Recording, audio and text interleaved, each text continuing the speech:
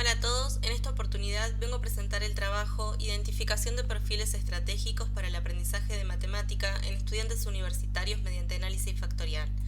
Mi nombre es Sofía Fugner y este trabajo fue realizado junto a la doctora María Cristina Martín.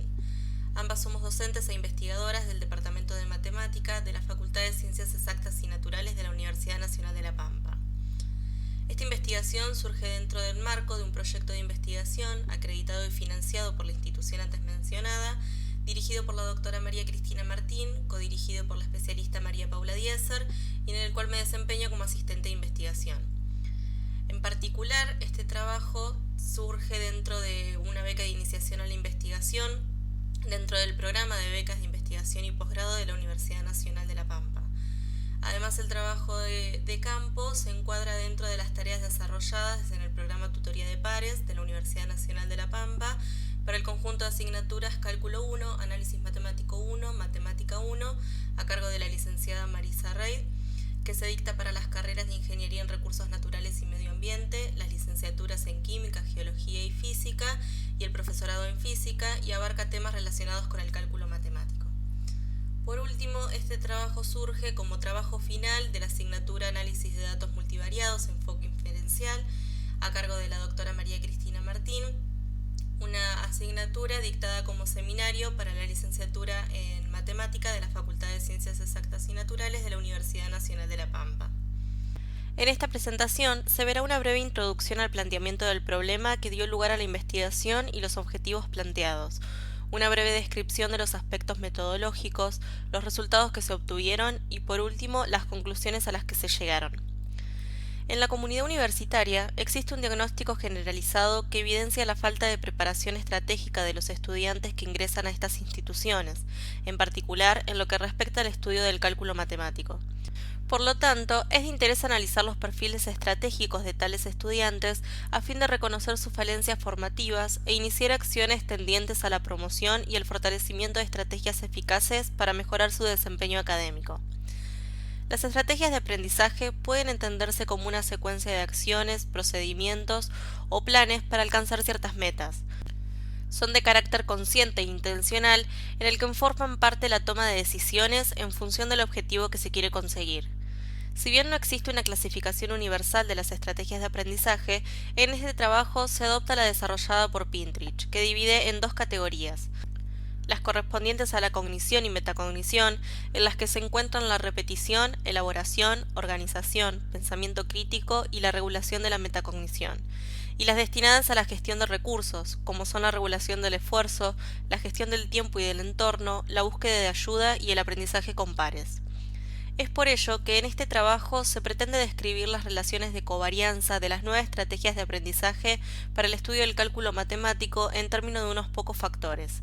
En particular, se busca analizar los perfiles estratégicos para el estudio del cálculo de diversas carreras de la Facultad de Ciencias Exactas y Naturales de la Universidad Nacional de La Pampa, encontrar factores que sean capaces de describir las relaciones de covarianza de las estrategias de aprendizaje y distinguir grupos de individuos con características similares en función de los factores obtenidos. Debido a mi participación como tutora de pares, se decidió considerar como población la matrícula de 157 estudiantes a esta asignatura, de los cuales se consideraron 113 correspondientes a aquellos estudiantes que completaron el cuestionario implementado para la recolección de datos. Este instrumento fue aplicado durante las 2 primeras semanas del mes de abril del año 2019 y se trata de una adaptación del cuestionario de motivación y estrategias de aprendizaje. Estuvo compuesto por 52 afirmaciones con la intención de indagar sobre las estrategias de aprendizaje que los estudiantes manifiestan aplicar en el estudio del cálculo. Para su valoración se consideró una escala Likert de 5 puntos, en donde el 1 corresponde al no uso de la estrategia y 5 a la alta frecuencia de uso de la misma.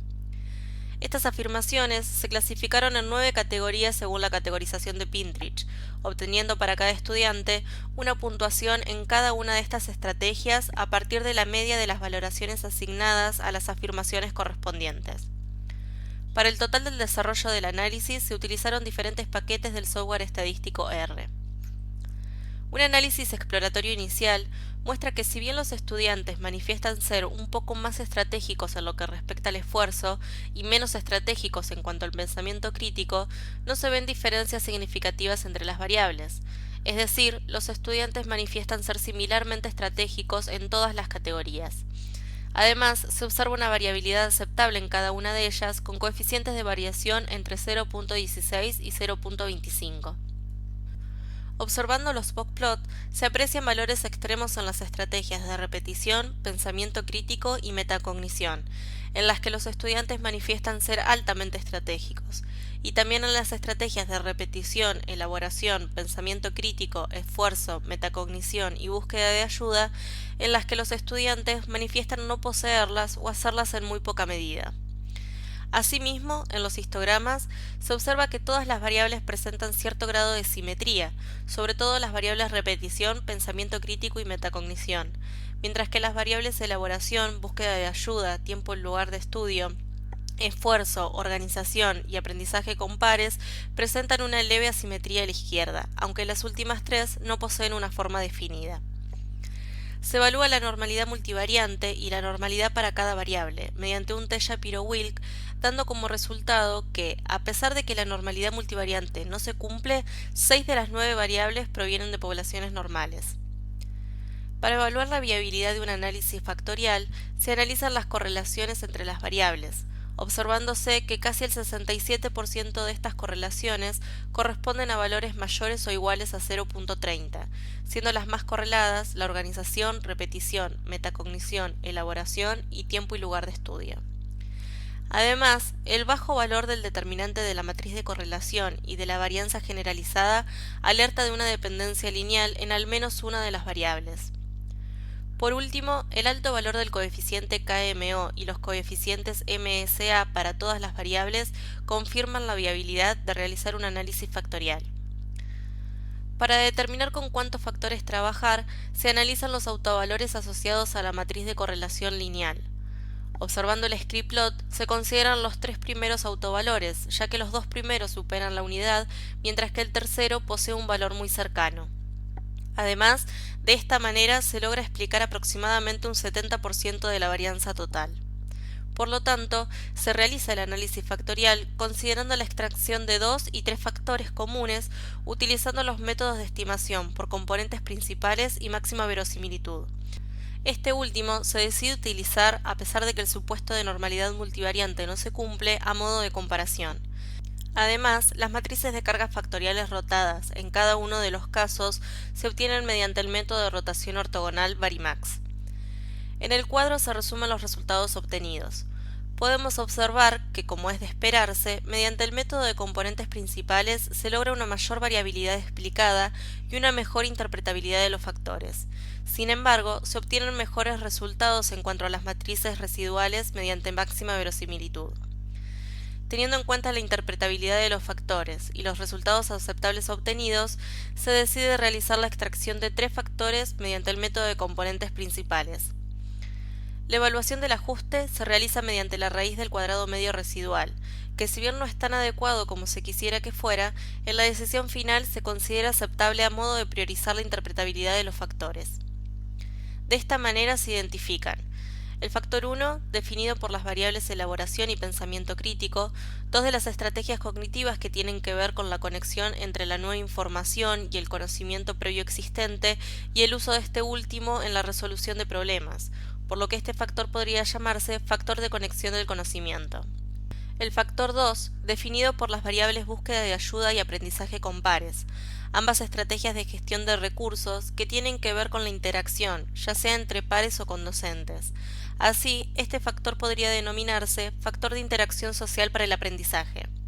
Y el factor 3, definido por las variables regulación del esfuerzo y gestión del tiempo y lugar de estudio, ambas estrategias relacionadas con la gestión de recursos que tienen que ver no con el empleo de conocimientos, sino con la voluntad y persistencia puesta en la realización de una tarea y la gestión del tiempo y del entorno para llevar adelante el aprendizaje. Este factor podría denominarse entonces factor de gestión de recursos personales. A partir de estos factores obtenemos las puntuaciones factoriales o scores mediante el método de mínimos cuadrados ponderados. A partir de estos diagramas puede observarse que los scores no presentan patrones asociables a distintos grupos, sino que los diagramas forman una nube de puntos principalmente para valores moderados a bajos. Sin embargo, se identifican casos extremos fuera de la nube de puntos y por poseer valores nulos en por lo menos uno de los factores. Si consideramos los estudiantes con puntuaciones factoriales fuera de la nube de puntos, vemos que la mayoría corresponden al sexo masculino, que no tuvieron experiencia previa con el cálculo y manifiestan tener una baja o moderada utilización de las estrategias de aprendizaje. Además, vemos que estos estudiantes corresponden a las carreras de Ingeniería en Recursos Naturales y Medio Ambiente y a la licenciatura en Química. Respecto a los estudiantes con puntuaciones factoriales en el origen, no se encuentran distinciones en cuanto al sexo o experiencia previa con la asignatura, pero se observa que manifiestan ser, casi en su totalidad, moderadamente estratégicos en todas las categorías, con algunos casos en los que manifiestan utilizar con alta frecuencia alguna de las estrategias. Concluimos entonces que los estudiantes del grupo de asignatura Cálculo 1, Matemática 1, Análisis Matemático 1 manifiestan ser similarmente estratégicos, sobresaliendo el uso del esfuerzo y presentándose una pequeña carencia en el implemento del pensamiento crítico. A pesar de que el supuesto de normalidad multivariante no se cumple, los factores obtenidos mediante el método de máxima verosimilitud presentan mejores resultados en cuanto a las matrices residuales. Sin embargo, se obtiene una mejor interpretación de los factores mediante el método de componentes principales. De esta manera, se extraen tres factores: factor de conexión del conocimiento, factor de interacción social para el aprendizaje y factor de gestión de recursos personales. Además, los scores obtenidos no presentan una separación aparente, es decir, estos valores se agrupan en una nube de puntos centrada en el origen, con presencia de unos pocos casos extremos. Muchas gracias a todos.